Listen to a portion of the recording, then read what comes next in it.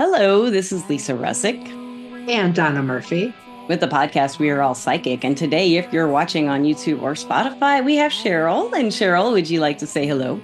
Hi, welcome, and I'm so happy to be here. Thank you for asking me to be here. I am thrilled that you're here. And I think Donna might have a question for you right away. Donna, do you have a question? I love that.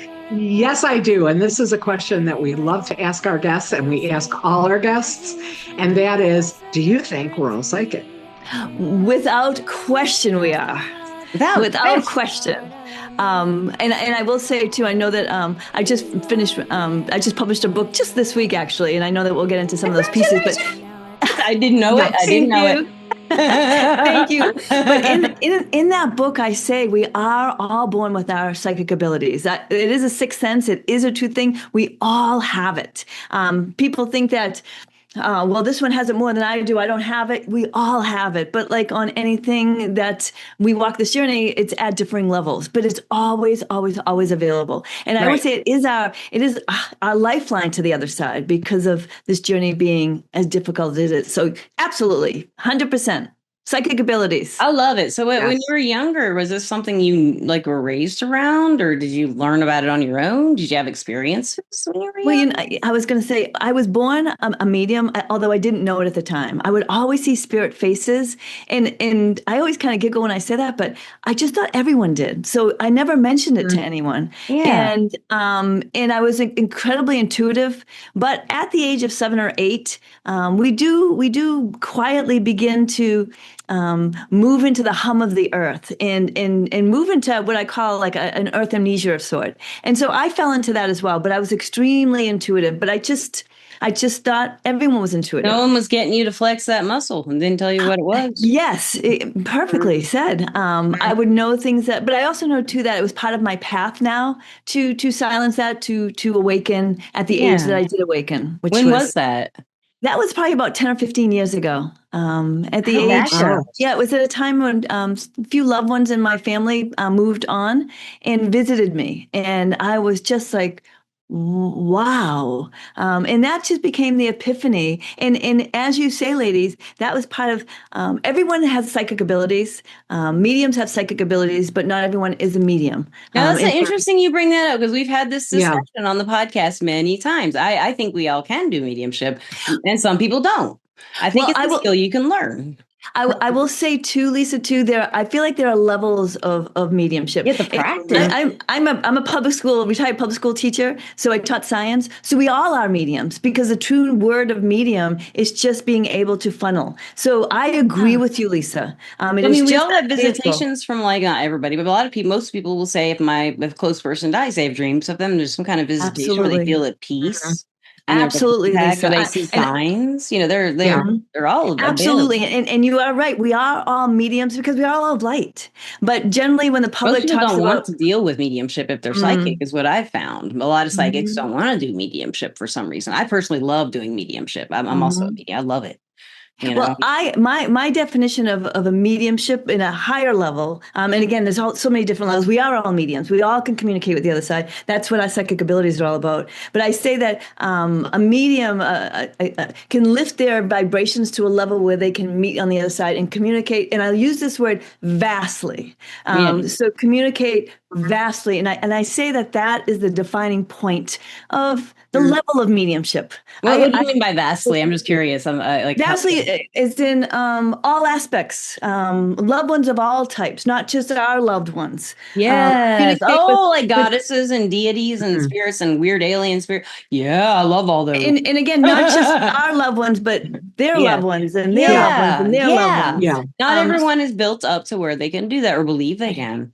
Right. But we are all mediums, Lisa. 100% again with you on that one too. Yeah, and we all have the ability to connect. It's a hard thing to put because mediumship is so strange for me anyway, because I can't pin down how it works. I can't figure it out for me. I mean, I can think about it in a lot of abstract ways, but I can't logic it whatsoever. There's no logic for me there. Whereas words, I can logic it as a tool, this stuff I already subconsciously picked up on, stuff like that. I can't with mediumship. When people will say that I can see this person talking to me, a spirit, and they say that what they said is right. I mean, get this too much, it's too often. It's enough. There's a lot of there's a lot of those aspects. And I said, wouldn't it be great if your loved one could just sit down and go, okay, Cheryl, tell them this, and this. But that's not how mediumship works on anyone's level. They just say what they want to say sometimes, So we work with our symbols, right? Or our feelings or our psychic abilities. Yeah. And that's the other thing that I think a lot of times, again, could be open to interpretation. Yes. Not that we're trying to insert ourselves in the process. We have to interpret my end of it. But you have to a little bit, because the idea of sharing what comes through with the trust that even if it doesn't make sense to me, that's not necessarily important. It doesn't make sense to the person I'm reading for. But then the other thing is even they may be initially kind of puzzled, going, I don't really know what that symbol means, what that means. And if I say, well, this person showed me this, right? Sometimes both of us wind up shrugging our shoulders and going, can you either give us a little more? Yeah. It does happen. Absolutely. And have you ever heard back from those people? And then 2 weeks later, it's like, I saw this horse, and it was the chestnut horse you were talking about. It's very significant because the guy riding it is going to marry me or something, Right. Or they remember something, or not all that. Well, but then the pieces fall into place. It's like when more information has a chance to flow in, then it's like, oh, okay, now that does make sense. There is a connection, or there is a context for what the person who has, crossed over is trying to show or tell. Yeah. And that's absolutely right. And I always say, don't narrate the answer, right? You just give them what you get. Yes. And if their open heart finds a place for it now, or later, or sometimes not ever. But our jobs are just to give the messages that we have, or the messages that we receive. So too. Yeah. And to do it compassionately in some way. If my best way of phrasing things, I've never had a spirit say anything that would be insulting or anything, but I might find a different way to phrase it sometimes if I don't understand how or what they're saying exactly. You know what I mean? I do. I do. I can't put it into words because that's the kind of situation I'd be in. What they're showing me and giving me. There's all this. Can you guys hear this stuff? Listeners, I hope you can. But there is so much. That's why I'm kind of yelling, because there's so much work outside being done in that garage. It's really loud in here. and also, too, I know you'll agree with me, ladies, too, is there's not a straight vernacular in our earth language and our spirit language. It doesn't always transfer exactly. So sometimes, like you said, it's hard to use human words that will reach the spirit explanation of sorts. Yes, and for them to understand it in their way, right? Not necessarily my way, but in the spirit's way of telling them, like how they would and stuff. It's like kind of all fast. It happens really fast. And that's what I found a very interesting and difficult way when I was writing my book, was to write it in such a foundational, I call it a spiritual narrative voice, that it would be easy to discern. Certainly, we could just talk levels and levels, but I wrote the book to meet the curious and meet the high level at all pieces. So I'm curious. And just because I say it's not my story, a spirit's journey, it's our story. It's our story. It is our journey here on this earth's plane. And listeners, and watchers, that is the name of the book. Spirit's journey. Yes. You going to show it to the watchers? Watchers, she's going to show you her book. Show it to them this week. Well, the bestseller this week, right? I know. I'm sorry. They're kicking up all this dust in the air, and it's like, that's all right. Yeah, you just be you, Lisa. That's beautiful. I'll take mine.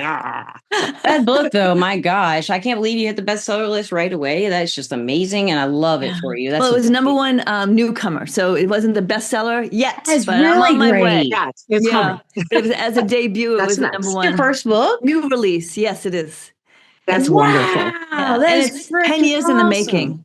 It was 10 years for me to, I've been doing a presentation. Spirit nudged me to create this presentation, and they named it A Spirit's Journey about 10 years ago. And I've been moving to places doing this presentation. And then it birthed the book.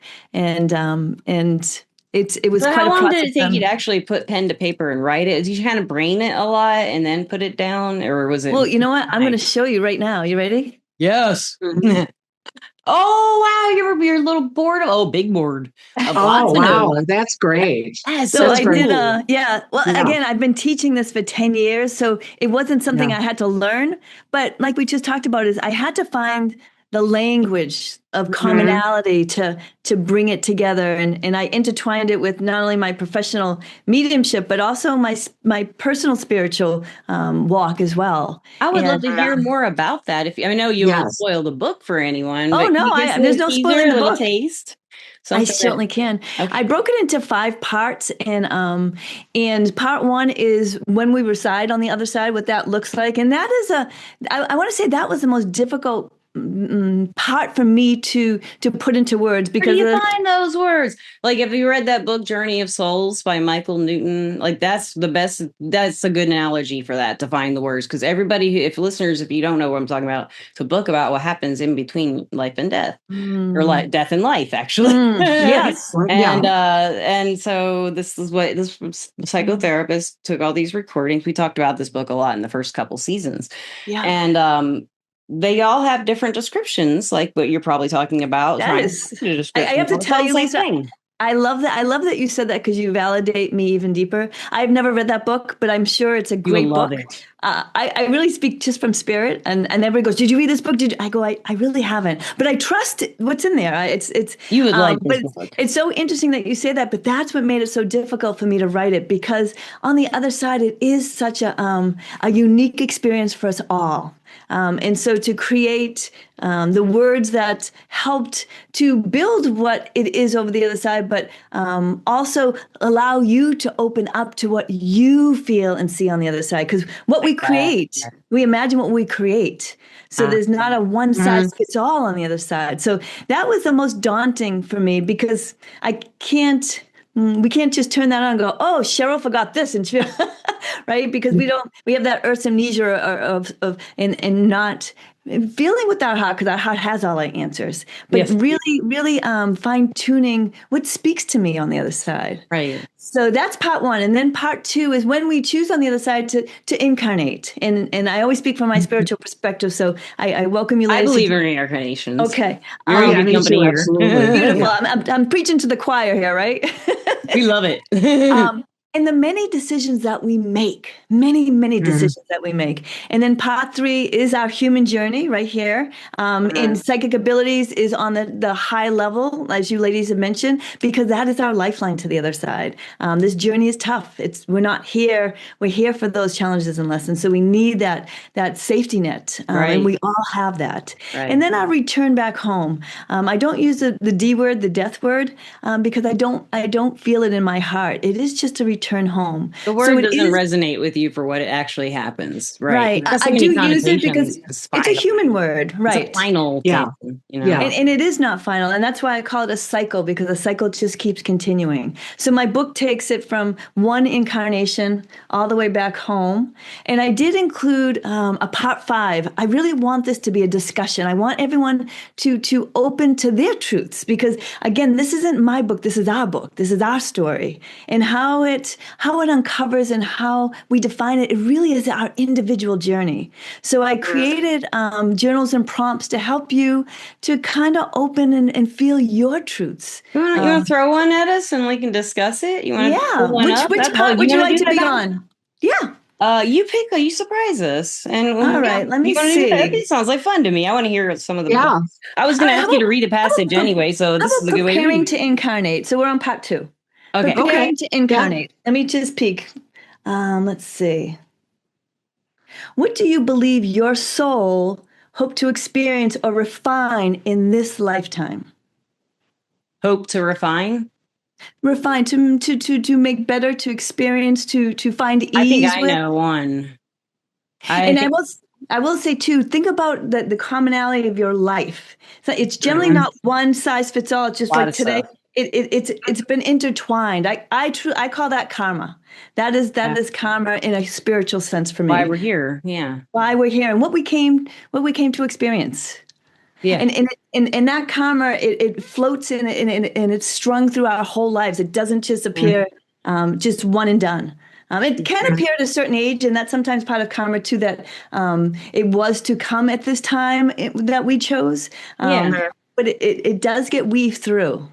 Yeah, yeah. And it is just a soul search. And I say too, when our hearts are open, and I know you ladies completely, your hearts are open, but our answers come. Our answers come. I have to work on opening mine, I'd say, because I have it closed for a long time, like from French, so I don't get hurt, Yeah. From being hurt. We all have done this for periods, closed. But lately, we had a podcast guest who taught us how to open our heart chakras by at will. And I can do it now. I can feel it go. Whatever you tell your spirit to do, it does it, right? So yes. I use the acronym of CAR. It's a quick one. It's I see the little tail. Yeah. Listeners, there's a cat tail. Clear, ask, and receive. Right. So clear is just closing that earth's chatter, that noise. Right. Yeah. And I know that's the toughest place for us to go. And Lisa, you sounds like you found some strategies and techniques that work for you. Yeah. There's no magic to it. It's just a place that we find our unique way. Ask and then quickly see what just comes. If we're thinking, we're not in spirit. We're in our human aspect. And that's beautiful. That's where I think the thinking is what we're supposed to put all this stuff together into words to communicate to other people. Right. And just open our hearts. Intellect, mental activity, very important. I mean, it is part of this experience. It's part of the human experience. Like Lisa said, it's part of being able to communicate what we're thinking, feeling, experiencing. I also think that sometimes there are what I call executive decisions that basically just need to be made.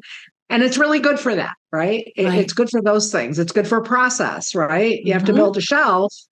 You don't necessarily have to have a spiritual attachment to the shelf. You can. But the idea that you need to be able to just follow a progression of steps to get done what physically you want to get done. So there's a lot of mental functions that we would be literally lost without. Our human experience would not be human. Yeah. Even functional as it is when we've got that working. It's just a question of where and when. Right. But with what you're talking about, Cheryl, if I understand, and of course we have our little Tomiko is here to manage. Beautiful. Oversee. Manager, yeah. What did you say you call her? There's a name you had for her in one podcast. You called her something. My dad always called his. I might have called her the manager. It might have been the manager, yeah. Supervisor, yeah. Yeah.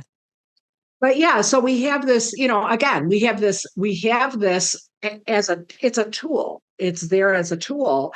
And it's very helpful. It's when we're trying to either, again, if I understand you correctly, when we're trying to tune into that part of us that does not, I'll say doesn't immediately require mental process, that being able to tell the difference and that sense of immediate knowing doesn't have to flow through the mental part. You can cycle it through after, but it doesn't need to be there before. You make a great understanding that we are also, I call it, infinitely unique, and so too is our experience with spirit. So too is our channel with spirit. So there's no wrong way. There's no right way and there's no wrong way. That right and wrong doesn't exist in spirituality. But what I use as a mantra, Donna, to side with you completely on your consciousness of moving into that place when you want to move into that place, is I say, does it feel light and right? If it feels light, it is right. I like that. And that is just a spiritual tool you can take with you anywhere, because your humanness can never dupe you or deceive you into feeling that light, whatever light feels like to you. Was it true? What is it to you? What is it? And both of you. It depends. It depends on where I am, because remember, energetic feelings. I like to put words to those. It's really interesting to me to do that. You know what? I do the clear, ask, and receive too, and I'll say, does that feel light? Did that message feel light? And then I said sometimes spirit, as you know, ladies, gives you a strike, and sometimes they give you a popcorn trail for you to follow. But whatever reasons. That's so funny, yes. Right? And so I'll give you an authentic example today. As you know, my book is being published, and I'm like, should I think about boosting or putting an ad to Instagram? I think it was today. And so I sat, cleared, and I heard yes. And I said, does that feel right? Yes, it does feel right. So I move forward on boosting. So again, that light is right can just feel like, Yep, I got it. Or it could feel like peace. It could feel truth. It really depends on what you're asking spirit for, right? If I'm asking if I should have hamburgers or hot dogs for lunch today, that light is really light, right? It's just, yeah, Yeah, this I got this you. resonates more with me. Yeah. But if I have to ask spirit if maybe I'm not feeling well and should I go see the doctor? Well, there's a little element of ego and humanness that could have a hum to it, right? Yeah, So yeah. maybe I'll say, well, it doesn't feel heavy to do that, or maybe I'll say also that today is not the time for me to move into spirit because I feel too much humanness. Yeah. I'm really not hearing my heart or my next steps quite yet. Yeah. So I give myself grace to say, okay, let me just talk myself, use all those strategies that you ladies beautifully mentioned. Whatever strategies work for you, I say it's beautiful. And find out as many as you can and try them, Absolutely. right? And they don't like, always work, right? I mean, sometimes you got to say, that one's not working. I'm going to try this one. yes, don't give up. Don't give It's up. not meant for you. Right, absolutely. Keep on finding that light. Well, and for me, one of the things that I think really simplified it a lot, because I get this a lot in my, I get it for my personal life. I get it a lot with clients. And although I cannot take any credit for this, it was distilled so beautifully that I've kind of adopted it. And very simply, because I tend to, although I don't consider myself a highly anxious person myself, I tend to actually attract a lot of clients who deal with a lot of high level anxiety. And of course, like any human, because I'm quite human, As we all are. I do have anxiety and fear, from time Sure. to time, because that's just part of It's our being a human human journey. being. Mm-hmm. But for me, what I saw, and I don't even know if I can't remember the name of the person or anything. It may have been something they were passing along. But the idea is that very simply, if you can just take a moment, and the distinction, and this really resonated for me, the distinction between, is it a mental thing, right? Is it my fear, my anxiety, my mind, my busy mind, or is it intuition, spirit? Yes. And if it's asking questions, it's mental. Yeah. If it's speaking in statements, it's your intuition. Good Beautiful. point. And that resonated for me so deeply and really defined something that I didn't have a simple definition for myself. Because even when people will ask me, because you read for people, you talk to people, I'm like, well, your own intuition, I would talk about their intuition. And they're like, but I don't know if it's my intuition or not. And I just didn't have language for a helpful way to let them know the difference. I usually, not always, usually can tell the difference for myself. But yes, I've been stumped by that too, especially if something feels very high stakes, right? So anyway, that was so simple and so elegant. And so for me, I would say absolutely factual, experientially, that I was like, oh yeah, I love this. This is so perfect. Can I add a little to that too, Donna? Please, I think that yeah. I love that, and really it's the same. I'm just using different words. I also have a podcast called "If It's Late, It's Right," and I like that. following your lead. And again, our hearts are all collective and all have the same knowledge. I did a podcast called "Name Your Verb." Because exactly like you said, our cells are half human, all the junk, a part of our journey and a big part. And then the spirit, and I say the spirit part knows no boundaries. It knows no hurdles. It knows A to B, but darn hard to get there. So I said, when you're feeling that, name your verb. If you're using verbs like fear, that's a big one. We know that. Even anxiety, nervousness, that's all of the human side. And sometimes, like you said, that and won'ts can hurt you. Yeah. Put you in a mindset of negativity, or put you boxing in. And sometimes that acknowledgement is just enough to, like you said, all right, that is my humanness. I have to deal with it, but I know that's not my intuition. My intuition is not telling me that. And if you feel like that peace or that truth are not heavy, then you're following, like you say, your intuition of sort, that paper trail or wherever that is, because that light, it really is always right. It's always a place to move to. Yeah. So I love how you put conscious words to it that made it understandable for you. you and gave you strength and clarity in that. And thank you for passing that on, Donna. I think that was beautiful. Thank you so much. And being able to share that with people, again, it could be a jump off point for them, and how they then experience it. If they have that they didn't have before as one possible framework for their experience, that gives them something to build on, that makes it, I would say, then even more personal or whatever. But it does seem to, again, mental activity versus, I'll say, intuition or what's going on energetically, spiritually, because we aren't divided and we're not all sliced and diced into little compartments. We're Everything perfectly works imperfect. together. And hopefully it's working together cohesively and positively, but not. No, and I say honor the journey, right? Honor the journey. There is no, in spirituality, there's no right and wrongs. There's no have-tos. There's no judgment. So give yourself grace for wherever you are. I was just speaking with a friend through text last night and we were relating about how it's like the chaos in the world these days and the problems everywhere, and the energy is chaotic. And this person was saying, he's sad a lot and doesn't feel good about life and stuff, but he keeps pushing through. And I was saying, me too, I feel that way a lot. And I said, the things that help me, and the thing that helps me the most, listeners, I want you to know this too, are my spiritual practices, is my spiritual practice, or activities that I use to bring my spiritual side to awareness again, or come back up and take control, or have it say, and hey, Lisa, calm down, bring yourself level. I burn that conscious talk, right? I call it self-love, self-love talk. And self-love. And so I'll burn sage. I'll just start lighting candles or do whatever I feel like, put music on and kind of dance a little bit until I get feeling better. And these are spiritual ways for me, because these are things that I use spiritually, like music even.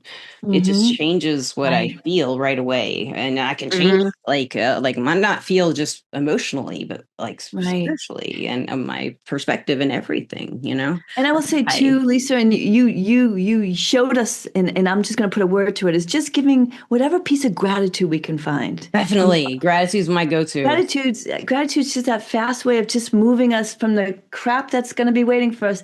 And it could be, I want to hear this music. I want to hear this song. I want to dance. That's gratitude. That's an example. And just moving there is just, it can be, as you mentioned, Donna, that consciousness focus, that cerebral concrete focus of saying, nope, I'm not, I'm going here, and just feeling that light, right? That resonating with that light, and it's right. Gives us a little break. It gives us, and we don't have to say, well, I should be worried about this. I should be worried, and we don't have to give ourselves rules like that. No, we don't have rules. There's no boxing rules. ourselves into don'ts and won'ts and can'ts. It's interesting that you're talking about the light, because we just had a podcast where we were talking about how light and truth kind of go together in a lot of metaphors and stuff. So that's kind of when I hear you talking about this, I hear there is some kind of empirical truth maybe in this metaphor we use for truth and light together. I don't know. Think about this, Lisa, truth, too, right? It sounds like it. We are all collective. We are all connected, and we all have the same truths. We just might define it a little differently. We have our words, and we want to be understood for how we feel about it. Right. And honored and judged, and not judged, right? Honored and without judgment and no tolerance. Judgment. Right. And all those lighted words, right? When we're naming those verbs is and those are that defining level. So you nailed it, Lisa. Moving, making choice. Because I think empowerment and choices is so empowering. It's hard to make decisions sometimes, but I know some people who just get paralyzed by it, making a big decision or a little decision. Like dinner can be hard. She's hamming it up. She's a star. She's loving. She's loving Cheryl. And she's loving the podcast. She actually I sat perfectly know. I see that little still. He's been coming a lot. But she sat perfectly still and just was I'm just taking it all in. I love it. I love it. But like you said though, Lisa, if we open ourselves, because we have our auras, right? And the more light we are, the more it extends, and we collect all that's in that circumference. So we have to be mindful to say, I'm choosing not to. I have my own space, or like you said, said, cleaning it and clearing it and keeping our boundaries. Because as my book says, we are all on our own unique paths. And what we can't control, we have to release. Yes. And that's so important because we can only control our paths and our journeys. We can't control what other people feel or do or say. No, we don't want to. Why would you want to? I don't understand why anyone wants to control other people. I don't get that. Yeah, I think it's a misguided desire, or maybe, and I'm not using this word, well, maybe it's a little strong. I think it's kind of a misguided or a perverted desire for self-control. And when you put what they call the locus of control, outside yourself, other people not only can have a lot of effect on you, and that may feel very negative, very limiting, whatever. And sometimes it's kind of like a response or a reaction to that is, no, I'm going to be the one who controls other people. But I think that what's actually happening is that what we want is self-control. And I don't mean that in a limiting way. That makes sense. To me, self-control equals choice. The understanding and knowledge and utilization of the gift that we all have, that we always can make a choice. We may not always like the options that are immediately available, but we can always make a choice. And we can always change how we think about those options and find advantage. And that's the other thing, how we're looking at those options and interpreting what they are or what they mean or what they afford us, what they open they feel for like, us. right? Yep. And our divine God, our divine source, I call my source God, is He gave us free will. That is the greatest gift. And we carry it through every dimension, this earth's plane, other side, and other dimensions. And so when you really sit with that and say, this is really my choice. Even when it doesn't feel like it is your choice, it is, right? I am choosing to. And that's a beautiful spiritual lighted power place to go. I'm choosing to do A, B, or C. It feels good. It feels good. Some people have doubt even after they make a choice too. And I feel bad about that. My second husband was a Libra, and he had that decision-making issue. I don't know if it was because he was a Libra, but I always teased him about that. Because they have that hard time with decisions. That might be a karmic place, Lisa. Yeah. Well, yeah, the idea that even after making a choice, there's a lot of anxiety around. Did I do it right? Second guessing. Yeah, perfectionism. More what ifing. What if, even though I made that choice, it's still not the right one? That's a big one. So projecting or trying to project into the future. There's a lot. There's still a lot of pitfalls, or there can be. But again, since there are choices, you can choose to say. I will say too, if you really want to move, the best I could. Yeah. And exactly, when you move into light, and when you consciously, in your words or in your spiritual strategies that you use, Lisa, when you choose to move into the light in that earth, and you hear or feel what your answer is or your guidance is, I would say if it's light, it's right, and keep making it right. And what I mean by that is don't look back. And don't use the word but. For whatever reasons, you received your guidance or your answer in the way it was supposed to. And just keep walking forward. Because that is what will always create doubt, and which just keeps mounting to us. Yes. And we could easily beat ourselves up. But if we made a conscious decision to say, I'm going to ask through my light what is best. And I'm going to trust that. And I'm going to keep making that right. I'm going to keep reminding myself, no, I know it was. And keep asking. I say, you are allowed to ask everything. And I always get this look of, you don't get a limited, you don't get a limited number of questions. It's not you a can genie. Ask 100, it's not angels are not a genie. Yeah. You just have keep asking. Keep asking. Keep asking. And ask for gratitude first is what I would say. If you don't have a sense of gratitude and you feel nothing at all, I would say, and universe, if you have guides, God, anything, just please give me a sense of gratitude and think of something you love, anything, and you'll feel it. And some people prefer prayer to start too. That's a great idea. Yes. Whatever space you feel you need. Get to that meditative mindset, prayer. Right. Yeah. Right. But however you create that that space, that container for what's going to come. Again, there's probably as many ways as there are people, right? How we do that for There's ourselves. no right It's way. infinite. Right. But for ourselves, once we find that way of creating that container or creating that space to receive, because that's really what we are putting ourselves in a position to receive, then, and again, you could do that one time, 10 times, a million times. It doesn't matter. Source is infinite. The collective is infinite. It's all there. You can't you can't run out of tries. You can't run out of chances. Or hands. I say the lighted hands. Before you can finish that thought, they're there. Because they want to help us. And I mention this quite often in my book too, is they want to help us in any way they can. They're not up there going, good luck with that. It's like, all right, smarty pants. They're saying, what can we do to help you in your journey? And if you just reach out, they are waiting for us. But we just, as you mentioned, that word trust is very difficult for a lot of people. So I always say start small and just start opening to the nature and look at nature and breathe that in, the grounding of that piece, and just try to open to your own light, not with any rush, not with any rules, not with any have-tos. It really will unfold if you just open to it. Yeah, and as far as enjoying nature, for some people who don't like to go out, I love outdoors. I lived out in the desert, so I got out of the habit of hiking and stuff. I lived in St. Phoenix, and it was too hot.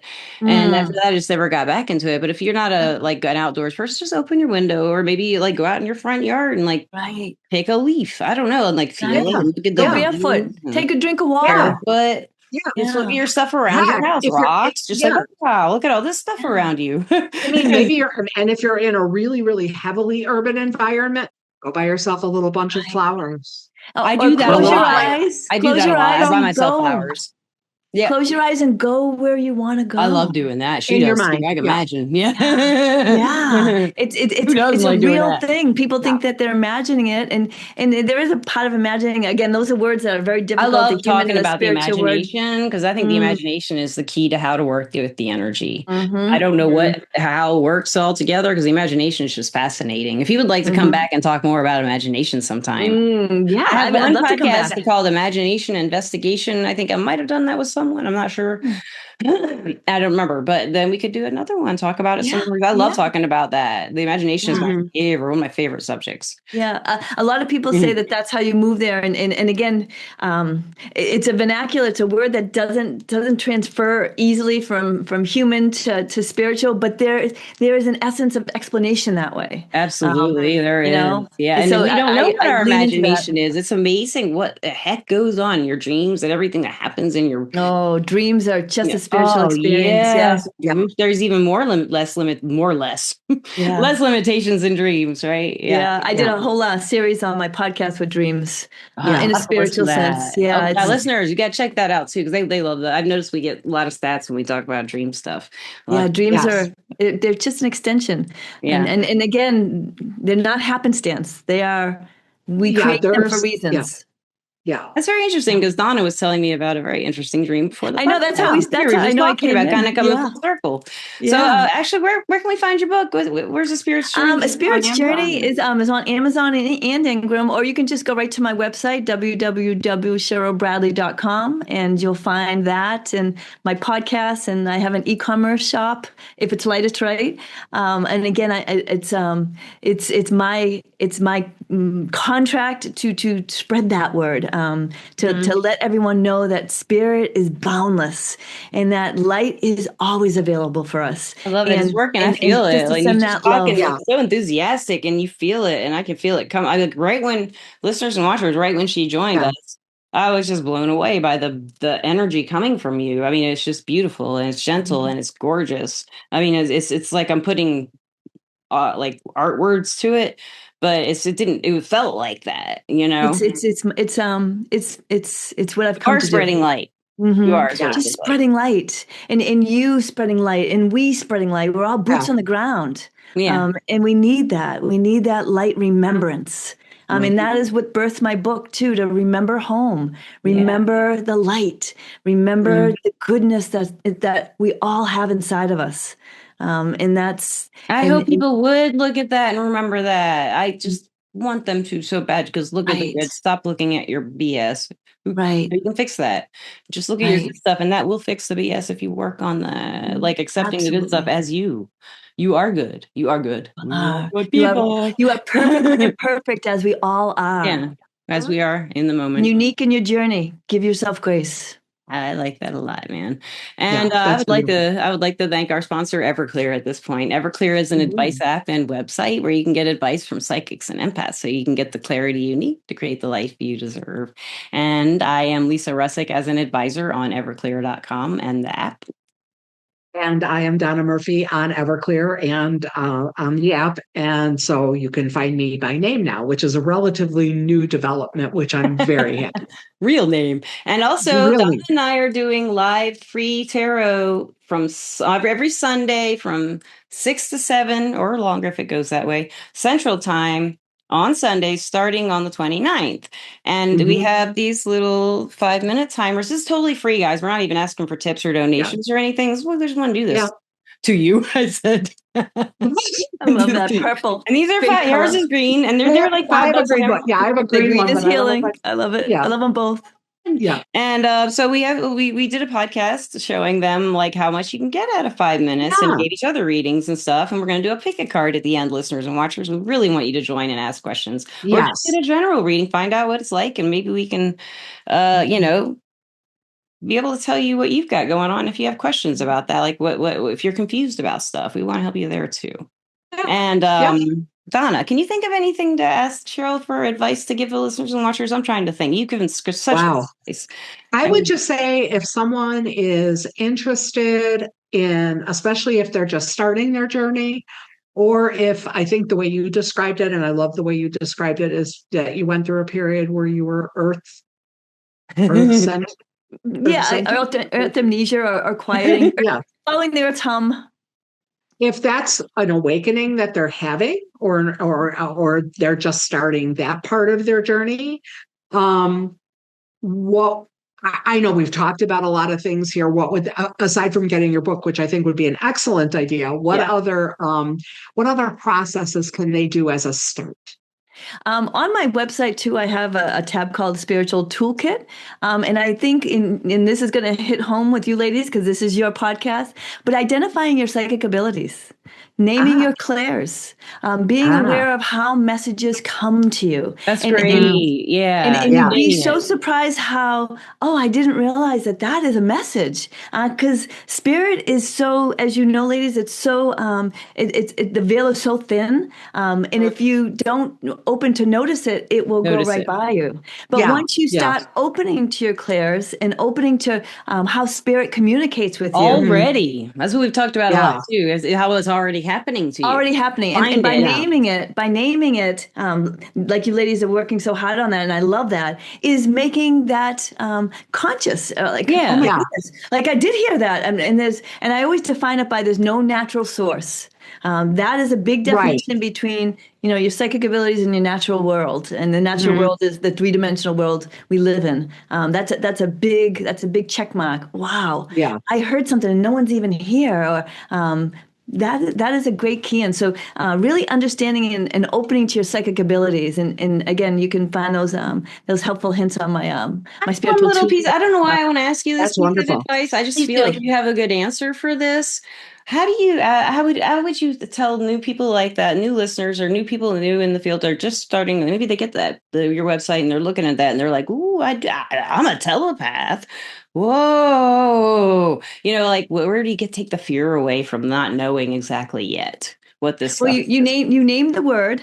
Right? The word fear automatically moves you away from the spirit, right? But if they don't know what that word is, they just have this like weird feeling and they don't even know it's fear. That's generally like what you're explaining. I feel, Lisa, is a clairsentience. Is like you feel this thing in your body, like this vibration. And that's an earmark for being clairsentient. And that is how spirit communicates. So maybe those are affirmatives for you. Or maybe that's like a little knock on the door for you to say, whoa, that was really interesting. So that's what it felt like when you said that. Is okay, cool. But it's as soon as you open and ask for it, the spirit world will jump right in. We just have to open our hearts for it. And you may not do it how you expect at all. Probably not. That's when the human thinking is, right? Like, right. That's where the human part comes in.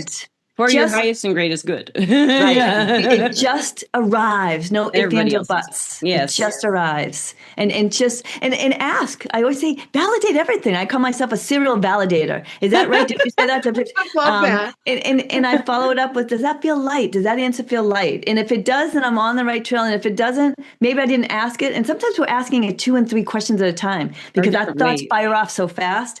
Or I still have ego. I'm not clear enough. I don't. Just kidding. Everybody's got ego. I just wanted to say it, see what happened. But again, it's fine tuning your spiritual communication. It is. It's just practice. Yeah. It is practice and believing in faith and more validation, like you said, the more validation you can get from if you're doing divination or anything or experiences you're having, you're not crazy or this is not unusual. So as you think, but nor do you have to persuade anyone either. You don't. That's right. The piece, right. What There's other a big what other people do with the information or how that lands, how what you are or who you are lands with them is them, not you. Right. But if you trust yourself and you learn more and more to trust yourself because you begin to trust that connection. Which you will be able to do because you will see over and over, actual proof, right? You'll see that it will validate. The experience will begin to, you'll begin to have regular experiences that validate the whole process. And at that point, then what other people think is, again, that's up to them. Right. And that's the human side, the ego, the judgment, right? And we're not listening to that. And something you can't control.